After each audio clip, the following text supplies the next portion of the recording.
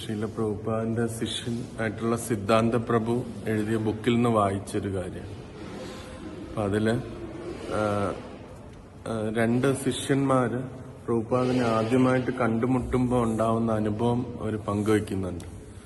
First ഒരു ഡിവോട്ടിയുടെ പേര് കേശവദാസ് എന്ന് പറഞ്ഞൊരു ഡിവോട്ടിയാണ്. അപ്പൊ അദ്ദേഹം ശീല പ്രഭുപാദിനെ കണ്ടുമുട്ടുമ്പോൾ അദ്ദേഹം ഒരു കത്തോലിക് ബാക്ക്ഗ്രൗണ്ടിൽ നിന്ന് വന്ന വ്യക്തിയാണ്. അപ്പൊ പ്രഭുപാദ് അദ്ദേഹത്തിനെ കാണുമ്പോൾ സ്ട്രെയിറ്റ് അവേ തന്നെ ചോദിക്കും, ആരാണ് ദൈവം എന്നിങ്ങനെ ചോദിക്കും. അപ്പം അദ്ദേഹം തന്റെ ഇതുവരെയുള്ള അറിവ് വെച്ച് അദ്ദേഹം ഇങ്ങനെ പറയും, ദൈവം എന്ന് പറഞ്ഞാൽ ഏറ്റവും ഗ്രേറ്റസ്റ്റ് ആയിട്ടുള്ള വ്യക്തിയാണ്, ഏറ്റവും ഉന്നതനായിട്ടുള്ള വ്യക്തിയാണെന്ന് പറയും. അപ്പൊ പ്രഭുപാദ് യെസ് എന്ന് പറഞ്ഞിട്ട് പ്രഭുപാദ് പറയും,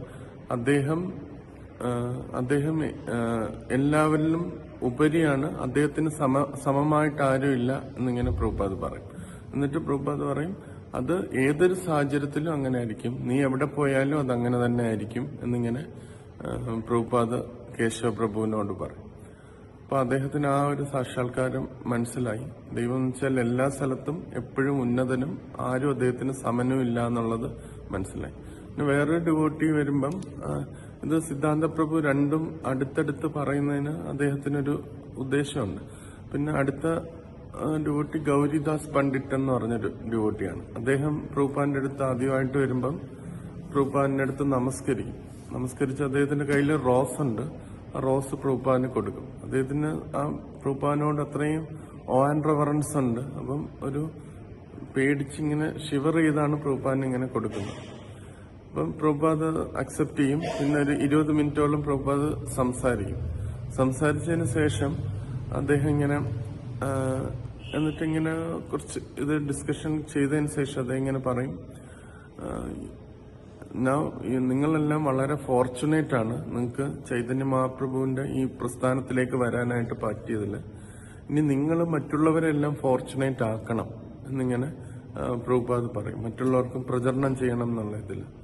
എന്നിട്ട് പ്രഭുപാദ് പറയും, if you follow Tamal Krishna and Vishnujana I will be very happy എന്ന് പറയും.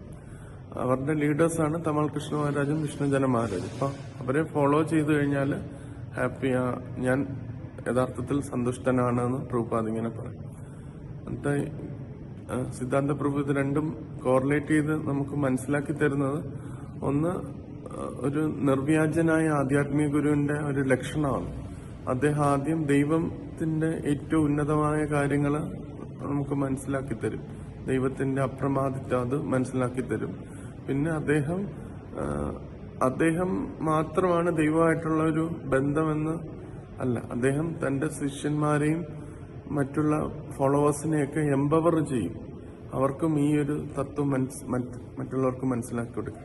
അപ്പം അവരെ നമ്മൾ ഫോളോ ചെയ്യുമ്പോഴും പ്രഭുപാദിനെ ഫോളോ ചെയ്യുന്നതിന് തുല്യമാണ് എന്നുള്ളത് മനസ്സിലാക്കുന്നത്. ഇത് രണ്ടും ഒരു നിർവ്യാജനായ ആധ്യാത്മിക ഗുരുവിന്റെ രണ്ട് പ്രധാന ലക്ഷണങ്ങളായിട്ടാണ് നമുക്കതിൽ നിന്ന് മനസ്സിലാക്കാനായിട്ട് പറ്റും.